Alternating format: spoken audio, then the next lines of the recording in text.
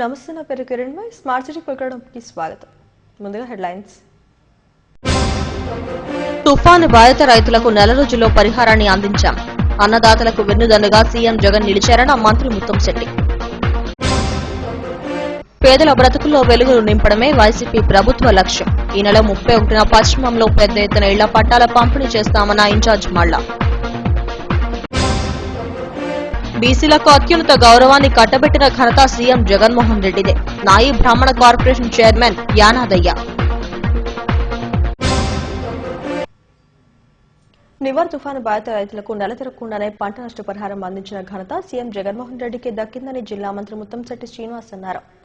జిల్లా కలెక్టరేట్లో ఆయన మీడియాతో మాట్లాడారు. 3వ విడత రైతు భరోసాతో పాటు పంట నష్టపరిహారాన్ని కూడా రైతన్నల ఖాతాలో జమ చేసి ఇచ్చిన మాట నిలబెట్టుకున్నామని అన్నారు. కలెక్టరేట్లో మీడియాతో మాట్లాడారు. జిల్లాలో 7,565 హెక్టార్లలో పంటకు నష్టం వాటిల్లిందని మంత్రి చెప్పారు. 11.30 కోట్లు ఇన్పుట్ సబ్సిడీని అందజేశామని అన్నారు.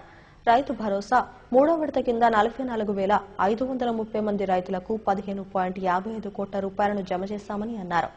రైతన్నలకు 11 పథకాలను అమలు చేస్తూ తమ ప్రభుత్వం అన్నదాతలకు అండగా నిలుస్తోందని వెల్లడించారు. జిల్లాలో ఇళ్ల పట్టాల పంపిణీలో అవినీతి జరిగిందంటూ టీడీపీ నేతలు దుష్ప్రచారం చేస్తున్నారని మండిపడ్డారు.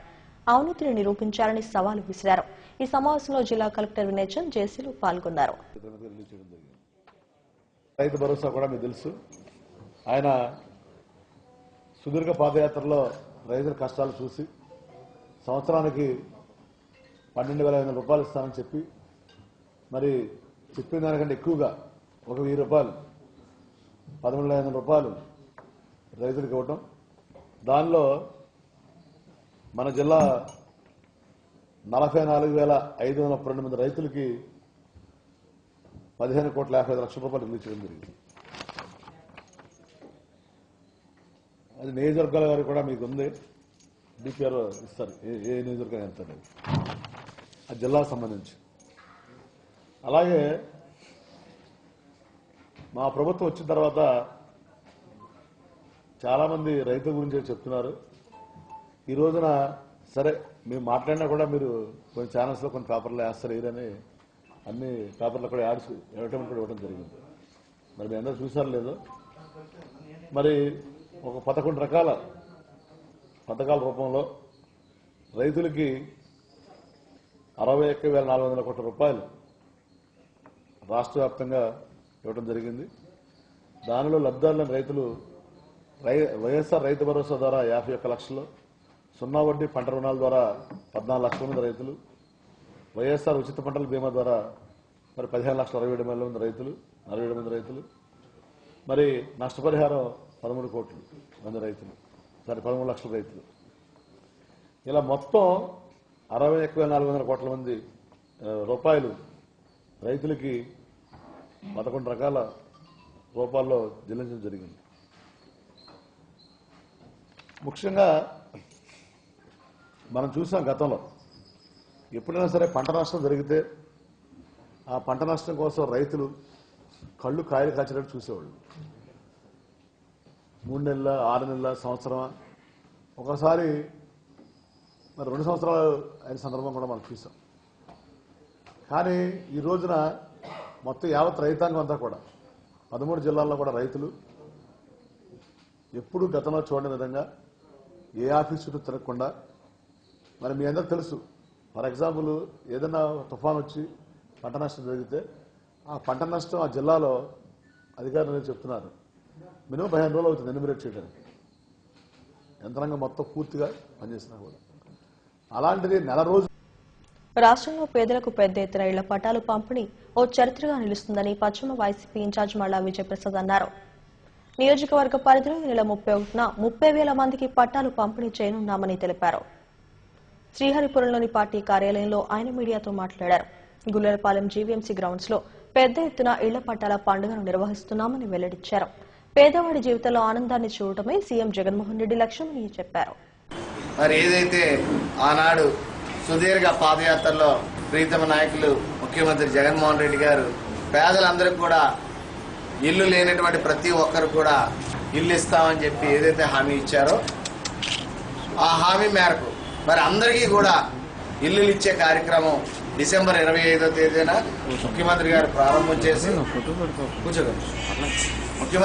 ప్రారంభం చేసి సుమారు ఈ రాష్ట్రంలో 31 లక్షల ఇళ్ల పట్టాలు ఇల్లులు ఇచ్చే కార్యక్రమానికి శ్రీకారం చుట్టడం జరిగింది. భారతదేశ చరిత్రలో ఏ ముఖ్యమంత్రి చేయనటువంటి సాహసం మరి మన ప్రీతమ నాయకులు జగన్మోహన్ రెడ్డి గారు నిర్ణయం తీసుకోవడం, పేదలందరికీ కూడా పట్టాలు ఇచ్చే కార్యక్రమాన్ని ప్రారంభం చేయడం. మీ అందరికీ తెలుసు, ఇది ఎప్పుడో సంవత్సరం కిందట ఇవ్వాల్సినటువంటి కార్యక్రమం. మన ప్రతిపక్ష నాయకుడు చంద్రబాబు నాయుడు గారు దుర్బుద్ధితో వ్యవస్థల్ని మేనేజ్ చేసి కోర్టులకు వెళ్లి స్టేలు తీసుకొచ్చి ఈ డిస్ట్రిబ్యూషన్లు ఆపే కార్యక్రమాన్ని చేశారు. మరి అయినా కానీ ఏ ఒక్కరూ కూడా మనస్తాపానికి గురి కాకూడదు అన్న ఆలోచనతో మరి ఏవైతే కోర్టు కేసులు ఉన్నాయో, అంటే మన జిల్లాలో మన జీవీఎంసీ పరిధిలో 2 లక్షల ఇళ్ల పట్టాలు అర్హులైన వాళ్ళందరికీ కూడా ఇవ్వడానికి ప్రభుత్వం రంగం సిద్ధం చేసింది. బీసీలకు అత్యున్నత గౌరవాన్ని కట్టబెట్టి ప్రభుత్వ పాలనలో భాగస్వాములను చేసిన ఘనత ముఖ్యమంత్రి జగన్మోహన్ రెడ్డికి దక్కుతుందని Nayi Brahmana welfare and development corporation chairman Siddavata Yanaiah అన్నారు. చైర్మన్ బాధ్యతలు స్వీకరించి తొలిసారిగా నగరానికి వచ్చిన ఆయన మర్రిపాలెం హైవేలోని సంఘం కార్యాలయంలో మీడియాతో మాట్లాడారు. గత ప్రభుత్వం నాయి బ్రాహ్మణులను అవమానపరిస్తే జగన్ సర్కార్ అత్యున్నత గౌరవాన్ని కట్టబెట్టిందని అన్నారు. నాయి బ్రాహ్మణుల సంక్షేమ అభ్యున్నతే ప్రధాన అజెండాగా పనిచేస్తామని తెలిపారు. త్వరలోనే 20,000 కోట్ల రూపాయల రుణాలు మంజూరు చేసేందుకు సీఎం అంగీకారం తెలిపారని చెప్పారు. కార్పొరేట్ సెలవులకు ధీటుగా కులవృత్తిపై ఆధారపడి జీవిస్తున్న నాయి బ్రాహ్మణులకు వృత్తి నైపుణ్య శిక్షణ ఇచ్చి ఆర్థికంగా బలోపేతం చేస్తామని తెలిపారు. తమపై ఉంచిన బాధ్యతను సమర్థవంతంగా నిర్వహిస్తామని యానాదయ్య తెలిపారు. సమావేశంలో డైరెక్టర్ నూకరాజు, సంఘం రాష్ట్ర ప్రధాన కార్యదర్శి నారవపైడిరాజు, వెంకట్రావు, రమేష్, అర్బన్ అధ్యక్షుడు అప్పలరాజు, సన్యాసిరావు, సుబ్బారావు తదితరులు పాల్గొన్నారు. ముఖ్యంగా ఈ రాష్ట్రంలో భారతదేశ స్వాతంత్రం వచ్చిన తర్వాత బీసీలంటే 4-5 కులాల గౌరవ వైఎస్ జగన్మోహన్ రెడ్డి గారు ముఖ్యమంత్రి అయిన తర్వాత మొదటిసారిగా ఈ రాష్ట్రంలో ఉన్నటువంటి 139 బీసీ కులాలను గుర్తించి అన్ని కులాలను ప్రభుత్వంలో భాగస్వామ్యం చేస్తేనే ఆ కులాలు ఆర్థికంగా కానీ సామాజికంగా రాజకీయంగా అభివృద్ధి చెందుతాయనే ఒక లక్ష్యంతో ఈ 139 బీసీ కులాలని 56 కార్పొరేషన్లుగా ప్రభుత్వంలో భాగస్వామ్యం చేస్తూ దాంట్లో ముఖ్యంగా ప్రధానమైనటువంటి నాయి బ్రాహ్మణ కార్పొరేషన్ చైర్మన్గా నాకు, అదేవిధంగా అన్ని జిల్లాలకు ప్రాధాన్యత ఉండాలని మిగిలిన 12 జిల్లాలు కూడా ఒక్కొక్క జిల్లాకు ఒక డైరెక్టర్ని ఏర్పాటు చేసి ఈ విధంగా 56 కార్పొరేషన్లలో 139 కులాలను ఇంక్లూడ్ చేసి ఈ కులాలు అభివృద్ధి కోసం, సంక్షేమం కోసం, ఆ కుల సమస్యలన్నీ కూడా ప్రభుత్వం దృష్టికి తీసుకొచ్చి ఆ కుల సమస్యల పరిష్కారం కోసం ఈ కార్పొరేషన్లు ఏర్పాటు చేయడం జరిగింది. ఇది ఒక చరిత్ర. ఎందుకంటే గతంలో ఎప్పుడు కూడా ఈ బీసీ కులాలలో అన్ని కులాలను గుర్తించినటువంటి చరిత్ర లేదు. ఈ బీసీలో దాదాపు 60 నుంచి 70 కులాల పేర్లే తెలియనటువంటి కులాలు ఉన్నాయి. అవి ఏ ప్రాంతంలో ఉంటాయో కూడా వాటన్నిటిని కూడా ఎత్తికి 1000-2000 ఉన్న జనం ఉన్న కులాలను కూడా ఈ రోజు ప్రభుత్వంలో భాగస్వామ్యం చేయడం జరిగింది. ముఖ్యంగా ఈ అన్ని కులాల కంటే కూడా మా నాయి బ్రాహ్మణ కులం అనేది చాలా సున్నితమైనటువంటి సేవా కులం. ఈ కులానికి వాయిద్యము, వైద్యము, క్షౌరం అనే 3 వృత్తులతో జీవనం సాగించేటటువంటి ఈ కులంలో ప్రధానమైనటువంటి వైద్య వృత్తి ఇప్పటికే నశించిపోయి ఎంబీబీఎస్ స్పెషలిస్ట్ వల్ల ఈ ఆర్ఎంపీ వ్యవస్థ అనేది లేకుండా గ్రామీణ స్థాయి వైద్యం అనేది పోయింది. ఇప్పుడు వైద్యం అనే క్షౌరం అనేది కూడా ఈ క్షౌరం కూడా ఈ బ్యూటీ పార్లర్ల పేరుతో ఇతర కులాలు ఎందుకంటే ఈ వృత్తి క్షౌరం అనేది బ్యూటీషియన్ ప్రతి ఒక్కరూ అందంగా ఉండాలనే దానికి ఎంతైనా ఖర్చు పెట్టండి. ఈ వృత్తి వ్యాపారంగా మారిపోయి చాలా ఈ వ్యాపార సంస్థలన్నీ వచ్చి ఇప్పటికే ఈ కులం కూడా చాలా వరకు నశించుకోవడం కుల వృత్తి పోయింది. ఈ వాయిద్యం కూడా ఈరోజు దేవాలయాలు వీటన్నిటిలో కూడా ఈ ఎలక్ట్రానిక్ వాయిద్యాలు పెట్టి దేవాలయాలు ఈ వాయిద్య వృత్తి కూడా కాంపిటీషన్ వచ్చి ఈ వాయిద్య వృత్తి కూడా దాదాపు సగ భాగానికి రావడం జరిగింది. అంటే ఈరోజు రాష్ట్రంలో చిన్న చిన్న కులాలు కేవలం కుల వృత్తులపైన జీవనం సాగించి ఈ వృత్తులను కాపాడుకోలేకపోతే భవిష్యత్తులో అత్యధిక నిరుద్యోగ సమస్య జీవనం అయ్యేకి చాలా కష్టమైంది. ఈరోజు సమాజంలో గౌరవ దివంగత ముఖ్యమంత్రి వైఎస్ రాజశేఖర రెడ్డి గారి పుణ్యమాని ఫీజు రియంబర్స్మెంట్తో కొందరు డాక్టర్లు చిన్న కులాలు కూడా డాక్టర్లుగా ఇంజనీర్లుగా చదివారు. ఈ రోజు జగన్మోహన్ రెడ్డి ప్రభుత్వంలో జగన్మోహన్ రెడ్డి గారు ఈరోజు అన్ని కార్పొరేషన్లు ఆ కులాల సమస్యలు ఇప్పటికే మా కులాల్లో దేవాలయాల్లో పనిచేసేటువంటి నాయబ్ బ్రాహ్మణ చౌరవృత్తిదారులకి, అక్కడ పనిచేసే స్వీపర్ కూడా ఉద్యోగ భద్రత ఉంది. కానీ అక్కడ మా తలనీలాలతో కోట్ల రూపాయల ఆదాయం వచ్చి ఆ దేవాలయాల అభివృద్ధికి ఉపయోగం ఉన్నా ఆ దేవాలయంలో నాయబ్ బ్రాహ్మణుడు అయితే మాత్రం ఇప్పుడు కూడా 10 రూపాయలు, 5 రూపాయలు, 2 రూపాయలు కూలోడి కంటే హీనంగా జీవనం సాగిస్తున్నారు. ప్రైవేట్ విద్యా సంస్థల్లో చదివే పీజీ విద్యార్థులకు జగనన్న విద్య దీవెన, వసతి దీవెన రద్దు చేస్తూ ప్రభుత్వం జారీ చేసిన జీవో నెంబర్ 77ను వెంటనే ఉపసంహరించాలని విశాఖ జిల్లా దళిత సంఘాల ఐక్యవేదిక కన్వీనర్ బూసి వెంకట్రావు డిమాండ్ చేశారు. ప్రభుత్వ నిర్ణయాన్ని వ్యతిరేకిస్తూ ఎల్ఐసి జంక్షన్లోని అంబేద్కర్ విగ్రహం వద్ద వేదిక సభ్యులు నిరసన తెలిపారు. కన్వీనర్ కోటాలో పీజీ కోర్సులు చదివే విద్యార్థులకు చదువును దూరం చేసేందుకు జగన్ సర్కారు కుట్ర పన్నుతోందని మండిపడ్డారు. దివంగత నేత వైఎస్సార్ అమలు చేస్తున్న ఫీజు రియంబర్స్మెంట్ పథకాన్ని ఆయన తనయుడు సీఎం జగన్ రద్దు చేయడానికి సిద్దమవడం దుర్మార్గమని అన్నారు. బడుగు విద్యార్థుల భవిష్యత్తును నాశనం చేస్తే ప్రతిఘటన తప్పదని హెచ్చరించారు. రాష్ట్ర ప్రభుత్వం అత్యంత కర్కశంగా పండగ పూట 1,00,000 మంది విద్యార్థుల భవిష్యత్తుని గంగలో పోసే విధంగా జీవో నెంబర్ 77 ఇచ్చింది. ఈ 77 ప్రకారం ఇవాళ రాష్ట్రాన్ని ఏలేటువంటి జగన్మోహన్ రెడ్డి గారి తండ్రి గారు ప్రవేశపెట్టినటువంటి ఫీజు రియంబర్స్మెంట్ పథకం రద్దు అవుతుంది. దానికి ఈయన ఒక ముద్దు పేరు పెట్టుకో ఉన్నారు, జగనన్న విద్య దీవెన అని చెప్పి. ఏమండి, ఈ ఫీజు రియంబర్స్మెంట్ రద్దు చేయటం దీవెన శాపమా? ఇవాళ మీరు 1,00,000 మంది విద్యార్థుల భవిష్యత్తుని అగమ్య గోతులలో పడేశారు. ఇవాళ కన్వీనర్ కోటాలో, ఇదేది మేనేజ్మెంట్ కోటాలో విద్యార్థుల కోసం మేము అడగట్లా, ఇప్పటి వరకు కొనసాగిందని అడుగుతున్నాం, కొత్తగా మేము అడగట్లేదు. ఇప్పటికే మీరు 2 పథకాలు రద్దు చేశారు. బెస్ట్ అవైలబుల్ స్కూల్ రద్దు చేశారు, విదేశీ విద్యా కానుక రద్దు చేశారు, ఇవాళ ఇది రద్దు చేశారు. ఏమండి, మీ ప్రభుత్వం రద్దుల ప్రభుత్వమా? మీరు ఇలాగే పథకాలు రద్దు చేసుకుంటూ పోతే మిమ్మల్ని కూడా ప్రజలు రద్దు చేస్తారు జగన్మోహన్ రెడ్డి గారు. ఇవాళ ఈ మీరు చేసేటువంటి దుర్మార్గం వల్ల మా పిల్లల భవిష్యత్తు ఏం కావాలి? ఎవరు MA, MCom, MPhil, MTech, MBA ఎవరు చదవకూడదా? మీ తండ్రి గారు పెట్టిన దాన్ని కూడా మీరు కొనసాగించరా?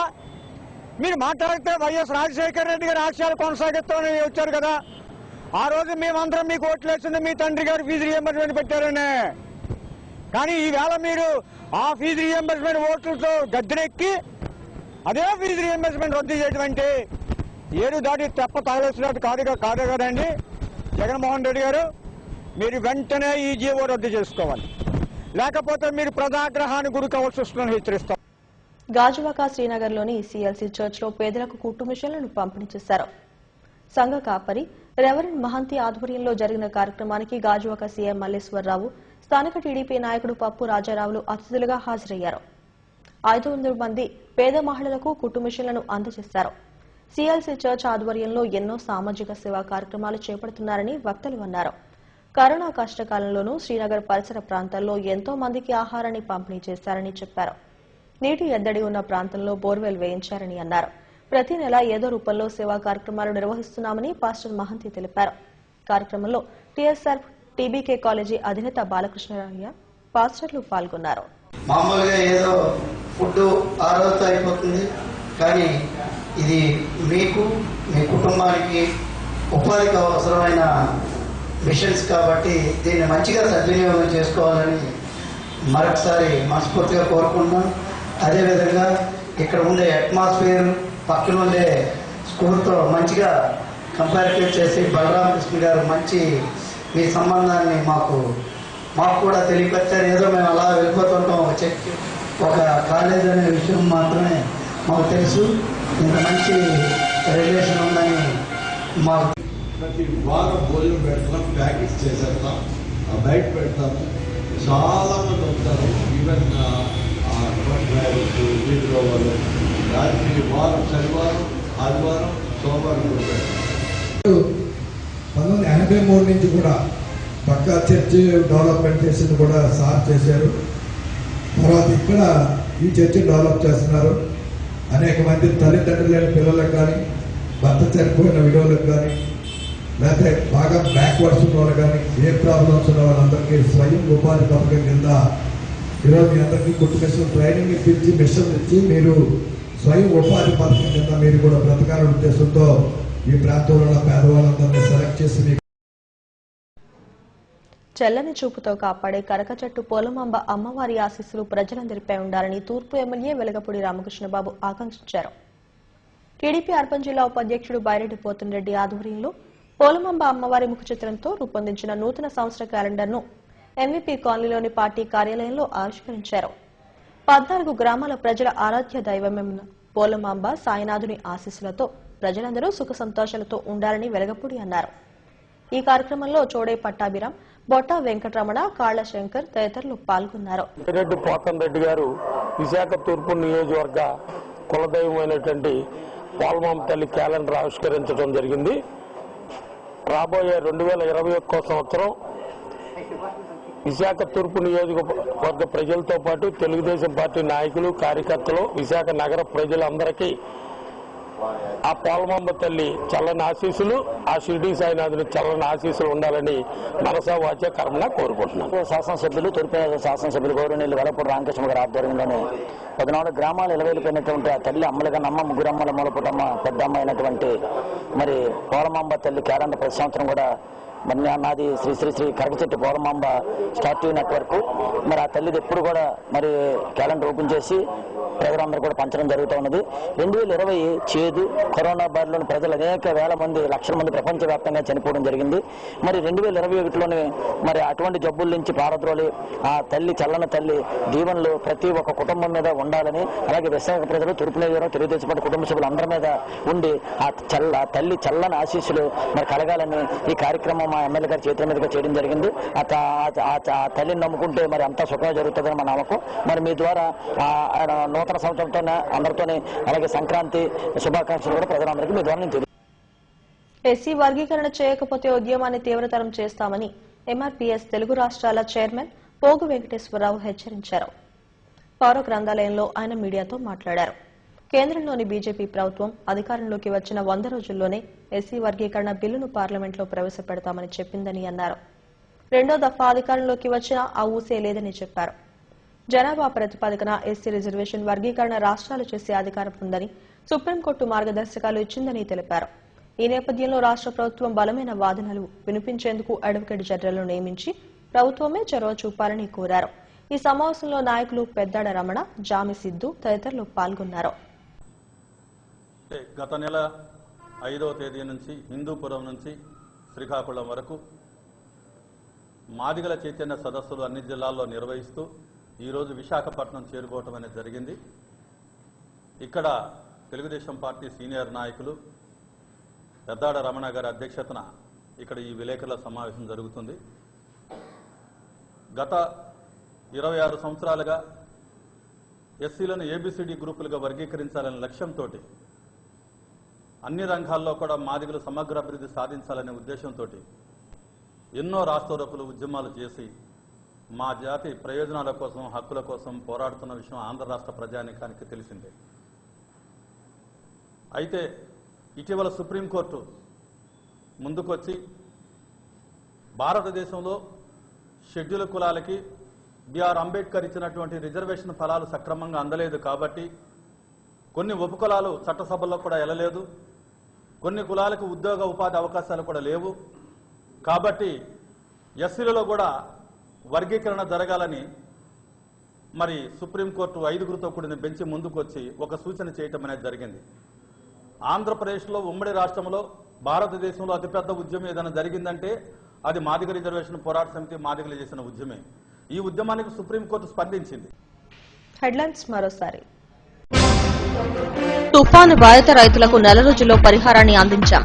అన్నదాతలకు వెన్నుదన్నుగా సీఎం జగన్ నిలిచారన్న మంత్రి ముత్తంశెట్టి. పేదల బ్రతుకుల్లో వెలుగులు నింపడమే వైసీపీ ప్రభుత్వ లక్ష్యం. ఈ నెల 31న పశ్చిమంలో పెద్ద ఎత్తున ఇళ్ల పట్టాల పంపిణీ చేస్తామన్న ఇన్ఛార్జ్ మల్లా. బీసీలకు అత్యున్నత గౌరవాన్ని కట్టబెట్టిన ఘనత సీఎం జగన్మోహన్ రెడ్డిదే. నాయి బ్రాహ్మణ కార్పొరేషన్ చైర్మన్ యానాదయ్య. ఇవి స్మార్ట్ సిటీ ప్రకటన విశేషాలు. మరిన్ని వార్తా విశేషాల కోసం చూస్తూనే ఉండండి STV న్యూస్.